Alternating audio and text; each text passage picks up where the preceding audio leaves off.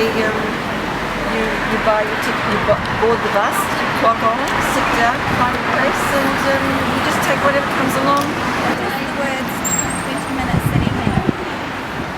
Absolutely nothing. We rode a bus. Did it take a long time? Not really. About 20 minutes probably. What does the concept of a 20-minute city mean to you? 20-minute city? Yeah, 20 minutes. Have you heard that term before? No, I haven't. But put it this way, if I can't walk there in 20 minutes, I don't want to go there. And have you heard of the Metropolitan Planning Strategy? No. What's that about? Under the current planning minister?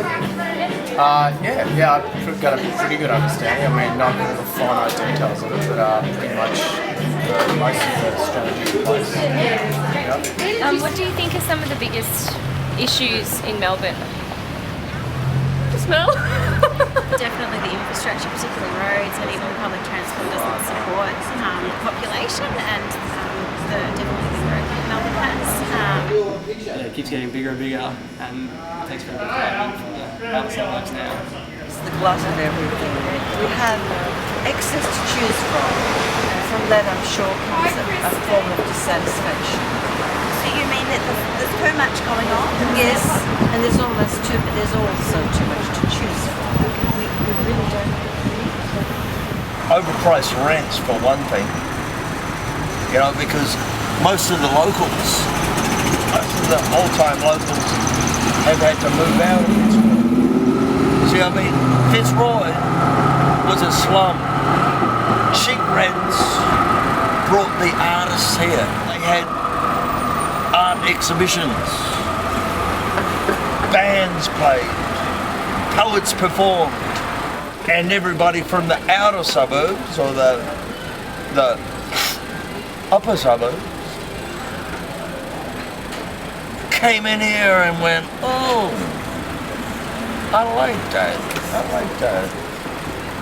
I'm going to buy a place here. So they started buying places here and then started complaining about the f***ing noise. I think it's getting too much higher buildings, more money, There's no train service to Melbourne Airport. That's an amazing thing.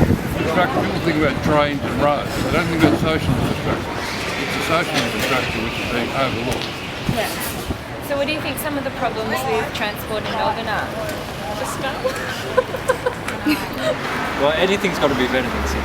Public transport. You needed about an hour to get anywhere. So public transport. Public transport's really good. And is that in comparison to the Yeah. Would you say your neighbourhoods are well served by public transport? Yeah. Definitely, I live on Chapel Street. There's 3 train stations right around me. What's the hardest thing about riding around Melbourne? Road hills. Yeah, hills. Do you feel safe?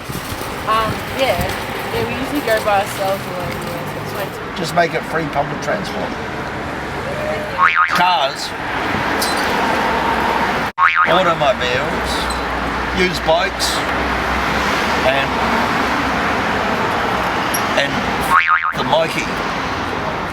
From a Greens perspective, I think urban development's good. I think inner city high-rise development's good. If you're going to think about a green perspective, that's a lot better than instead of taking an hour and a half out of Melbourne and expanding planning that way. So I think that's the way of the future. High-rise development. It happens everywhere else in the world. Why can't it happen here? If you had children, where do you think that they would be able to live like in 20 years? South Yarra. Yeah, so So would you be willing to live in, like, for instance, a smaller place in the city if it meant that you could walk everywhere? I think that's the appeal for me is, being able to walk everywhere. It's real, it's cheap. Whereas living out Joyful Streets. cheaper rent. She's got it out of capital times. I reckon Melbourne's one of those cities that being pretty careful with, the plan. In the future, like if you have kids, do you think they'll have the same kind of lifestyle that you have now? I think the Australian dream is coming to an end in terms of owning your home in the backyard. I think we have to look to Europe for that, for those answers. Not yet, not yet. Not yet. Oh, I see.